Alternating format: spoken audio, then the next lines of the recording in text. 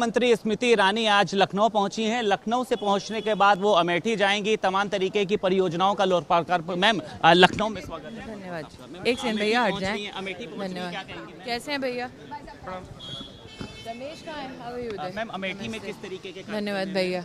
भारत समाचार के सभी दर्शकों को और विशेषता आपके जो एडिटर साहब हैं ब्रिजेश जी को मेरी ओर से बहुत बहुत शुभकामनाएं, बहुत बहुत आभार कि आप सतत अमेठी की दृष्टि से जितने भी जनप्रतिनिधि हैं उनको सचेत करते रहते हैं। साथ ही जन विकास के जितने भी कार्यक्रम होते हैं उनको आप बड़ी सरलता से जनता तक पहुंचाते हैं। परियोजनाओं का लोकार्पण भी निश्चित रूप से न सिर्फ परियोजनाओं का लोकार्पण है, लेकिन साथ ही जनता जनार्दन से जो सतत वार्ता मेरी 8 वर्षों की रही है, उसी वार्ता के परिप्रेक्ष्य में किस प्रकार से और भी छोटे से छोटा काम जो जनता की कहीं ना कहीं अपेक्षा है उसको मैं कर पाऊँ। मैं अपने आप को सांसद के रूप में नहीं देखती। अगर किसी ग्राम सभा में कोई नागरिक ये भी कह दे कि दीदी यहाँ नाली साफ़ करनी है, यहाँ कचरा उठाना है, तो वो भी करवाती हूँ, क्योंकि अगर बहन कहा है, दीदी कहा है, तो कोई भी काम दीदी के लिए छोटा नहीं होता। विकास कार्यों को मैम कैसे देख रही हैं? आपके सांसद बनने के बाद लगातार विकास भी हो रहे हैं, कैसे देखती हैं मैम? मैं इतना ही कहूँगी कि अमेठी मेरे लिए अपना परिवार है, अपना घर है।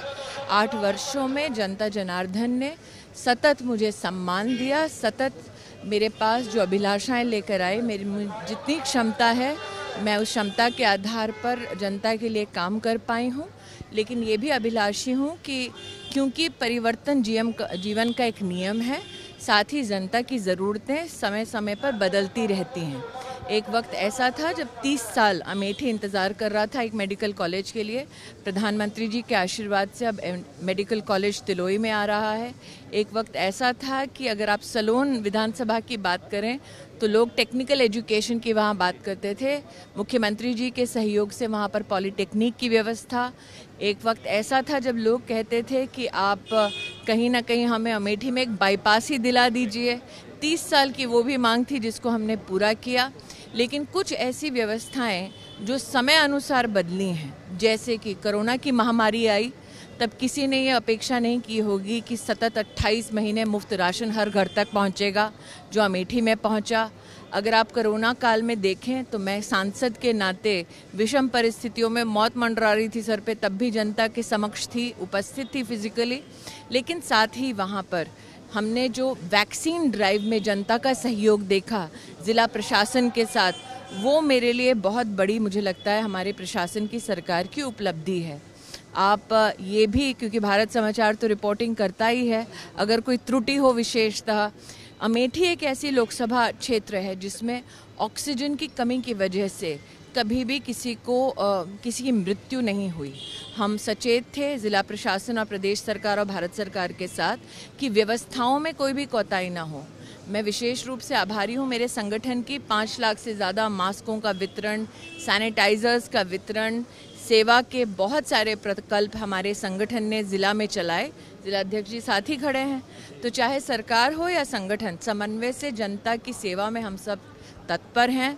और मेरी तो प्रभु से यही प्रार्थना है कि ज़मीन पर हमेशा पांव रहें, आसमान में कभी ना उड़े, जनता के मध्य में रहें। पहले की सरकारों ने लगातार वहां से सिर्फ वोट लेने का काम किया। आज जिस तरीके से आप पहुंच रही हैं, प्रधानमंत्री नरेंद्र मोदी की योजना है आयुष्मान लाभार्थी योजना, तो लग रहा है कि आपको भारतीय जनता पार्टी जो है वो प्रति वोटर्स के लिए कुछ ना कुछ कर रही है, सिर्फ वोट नहीं ले रही है। जिस परिवार के लिए अमेठी प्रचलित था, उस परिवार ने 50 साल जितना अमेठी में पदार्पण नहीं किया, उससे ज़्यादा मैंने इन गत 8 वर्षों में कर लिया है। और ये पदार्पण बार बार जनता के मध्य में इस बात का संकेत है कि अमेठी ने जो जिम्मेदारी हमें दी, उस जिम्मेदारी के निर्वहन के लिए जनता के मध्य में रहना बहुत ज़रूरी है।